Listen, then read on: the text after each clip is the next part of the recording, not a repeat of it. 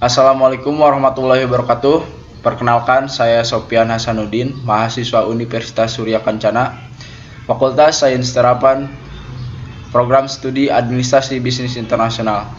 Di sini saya akan memaparkan materi tentang teknik penyajian presentasi ilmiah yang efektif dengan menggunakan media elektronik. Pendahuluan. Pertemuan ilmiah merupakan suatu cara yang paling efektif dalam berkomunikasi, edukasi, dan saling berbagi informasi terbaru di antara profesional. Setelah mengikuti berbagai pertemuan maupun kongres ilmiah, biasanya seorang pembicara dalam pertemuan ilmiah menyadari adanya kekurangan dalam menyampaikan informasi maupun karya ilmiah baik dalam bentuk penelitian, telah pustaka maupun suatu studi kasus. Dalam materi ini akan dibahas tentang bagaimana mempersiapkan materi presentasi dengan bantuan PowerPoint, serta teknik menggunakan media untuk menyampaikan presentasi secara efektif dan menarik.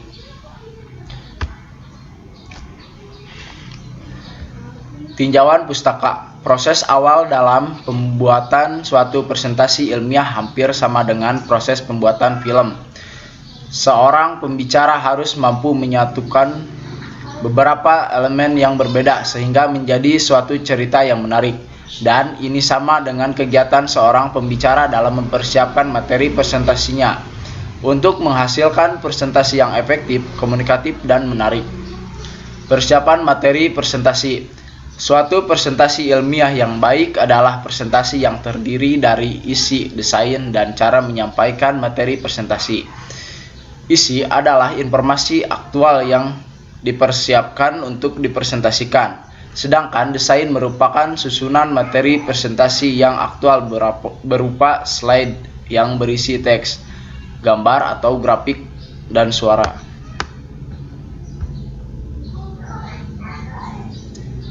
Penempatan teks dalam slide. Komposisi suatu media presentasi hendaknya sederhana, jelas, dan mudah terbaca. Penempatan judul menentukan kemudahan bagi hadirin untuk membaca dan menghasilkan tampilan yang menarik. Dianjurkan untuk menempatkan judul teks pada daerah 1/6 dari tepi atas slide, agar masih ada ruang untuk menempatkan teks subjudul dan gambar atau grafik. Judul yang ditempatkan pada 1/6 dari tepi bawah slide akan menyebabkan teks menjadi tumpang tindih dan kekurangan tempat untuk menempatkan gambar atau grafik. Beberapa ahli media menyarankan agar menggunakan bentuk bulat untuk menuliskan teks daripada menggunakan kalimat yang panjang. Jarak yang dianjurkan antara baris setiap bulat adalah 2 spasi.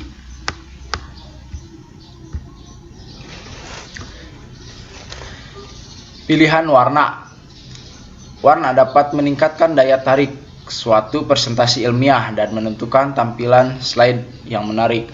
Namun, bila mana melakukan kesalahan dalam pemilihan warna untuk suatu presentasi, maka akan menyebabkan kelelahan mata sehingga hadirin tidak akan memberi perhatian yang terfokus pada presentasi. Ilustrasi. Ilustrasi juga merupakan bagian penting dalam presentasi ilmiah. Foto, tabel, gambar, dan clip art merupakan contoh ilustrasi yang dapat digunakan untuk memperjelas informasi dalam suatu presentasi ilmiah.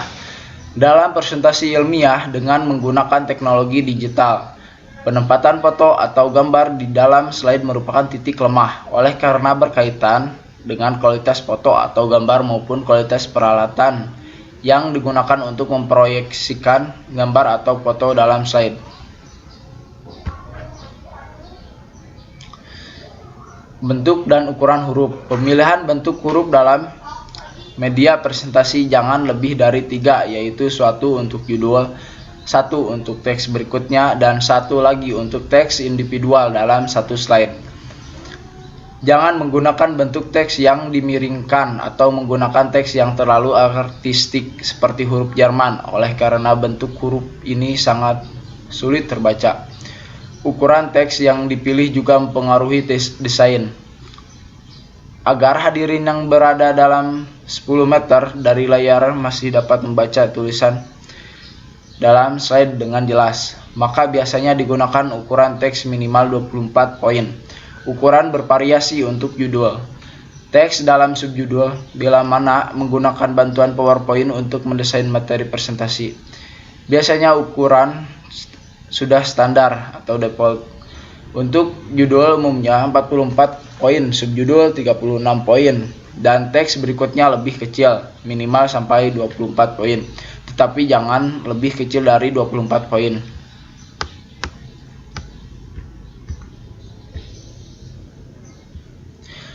Tampilan slide. Untuk tampilan slide dalam layar, saat mulai mendesain media presentasi dianjurkan untuk memilih format landscape atau horizontal daripada format portrait vertikal, karena format landscape lebih menguntungkan untuk menempatkan teks dalam gambar sesuai ketentuan karena ruangnya lebih luas. Sedangkan format portrait menyebabkan ruang menyempit sehingga tidak dapat memenuhi ukuran teks dan penempatan gambar dengan leluasa. Suara dan animasi.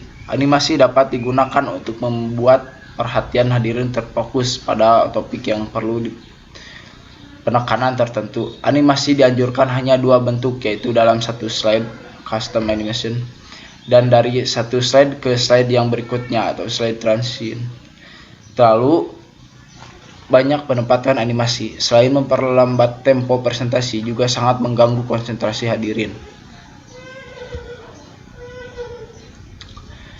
Teknik penyajian materi. Dalam penyajian materi presentasi, setiap orang pasti akan merasakan demam panggung atau gugup menghadapi hadirin, tak terkecuali seorang profesional sekalipun.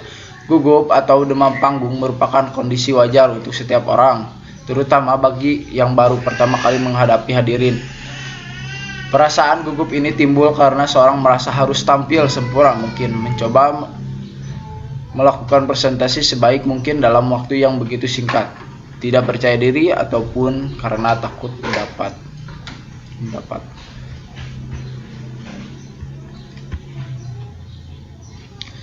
Kesimpulan, merancang suatu presentasi ilmiah tidaklah terlalu sukar karena mudah dipelajari. Namun bagaimana menyajikan secara efektif menuntut kemampuan retorika, bakat dan minat seorang pembaca untuk mengintegrasikan desain dan isi materi menjadi suatu kegiatan presentasi ilmiah yang menarik. Dalam mendesain materi presentasi dengan bantuan program PowerPoint, semua elemen yang mendukung presentasi yang merupakan perpaduan teks, animasi, dan suara, serta pemilihan komposisi warna turut berpengaruh terhadap efektivitas suatu presentasi ilmiah.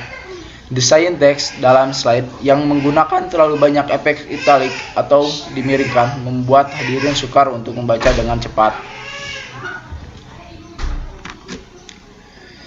Kita telah sampai di bagian akhir presentasi. Selama presentasi saya telah membahas tentang bagaimana mempersiapkan materi presentasi dengan bantuan PowerPoint, serta teknik menggunakan media untuk menyampaikan presentasi. Presentasi ilmiah dengan bantuan media elektronik mempunyai banyak keuntungan, terutama dalam mendesain presentasi yang menarik, efektif, dan komunikatif. Akan tetapi bila tidak didesain dengan cermat dan sesuai ketentuan, maka akan terjadi kegagalan dalam membangun komunikasi yang efektif antara pembaca dengan hadirin.